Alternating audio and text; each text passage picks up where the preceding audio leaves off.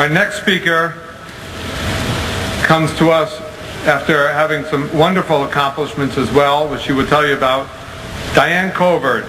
She's an artist and the creator of Inside Terrorism, the X-Ray Project, which is toured nationally at more than 30 educational venues, including colleges, universities, medical schools, and galleries. Ladies and gentlemen, DianeCovert.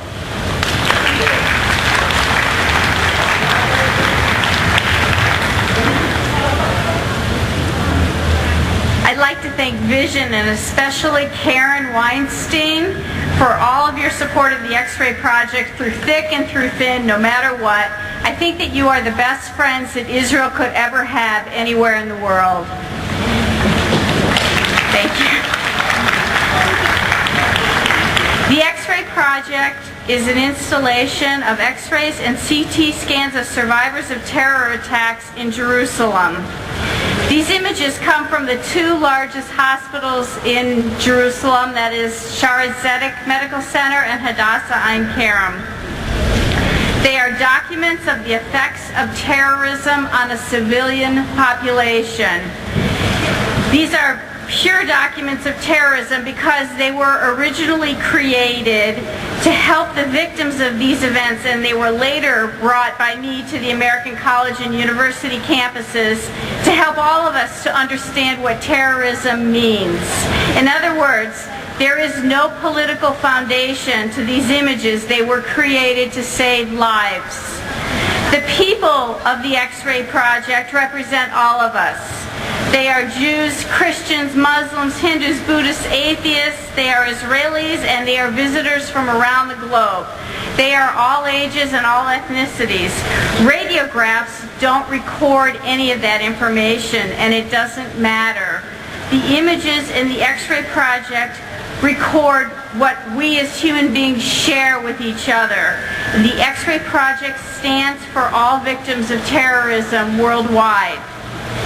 Each image documents the effects of the decision taken by a terrorist who, by the way, can sometimes be just a teenager, and his or her facilitators to commit suicide and mass murder. That is a problem that is posed by every single image. How do we respond to this new form of cruelty? But within every image is the response also. Without the profound altruism and the ability to work together, none of these images would have been created. Starting with the first responders and moving to the triage team at the hospital, to the doctors, the nurses, the surgeons, the radiologists, the radiology technologists, the mental health professionals, and more, they are all present in these images. These images are a compression of all of it, of the malevolence that is terrorism and of the civilized answer that is occurring around the world almost daily. Out of the chaos of terrorism have come medical improvements that have made lives better around the world. And this is just a quick example. Terrorists often dip the shrapnel inside the bombs, and the shrapnel is usually nails, bolts, hex nuts, just stuff from the hardware store. They dip it into rat poison, which causes bleeding, internal bleeding. In response, Israelis have developed an injection now routinely given by first responders at the site of trauma events around the world, such as perhaps even a car accident. And this injection slows down the bleeding and gives the patients enough time to make it to the operating room where they can be helped. I would like to quickly touch on something that I learned as I traveled to campuses across the country. The X-Ray Project stands for Victims of Terrorism Worldwide. And as we approach the 10th anniversary of September 11th, we remember our pain and all the victims of terrorism in our own country.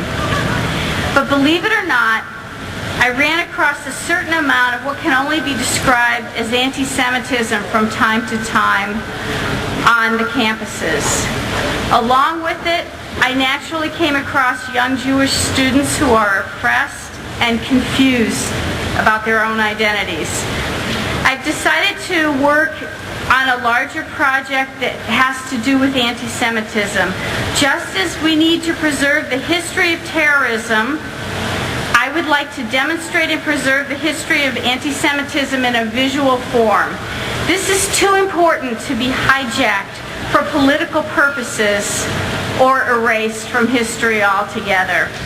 The first phase is about to be launched really soon, and it deals with the history of what most of us American Jews, what our parents, our grandparents, our great-grandparents experienced, and that is the pogroms in Eastern Europe that caused most of our relatives in the latter part of the 19th and the early 20th centuries to flee. Some people were unable to leave until the 1970s or later, and I'm hoping that they might also have information to share with us. I have images of those pogroms. I want to construct a wall of family stories to go with the photos. I'm looking for short, even fragmentary stories or phrases that have been handed down in your family. These will all be typed up and added to the wall, which is both a virtual wall and a gallery wall. Eventually, I hope to have the participation from Jews around the United States and even further. So if you're interested in learning more about the X-Ray Project and hosting it, or in sharing in your family's personal history, please come and find me. I'm right over here after the formal presentations. And thank you so much for inviting me to come here.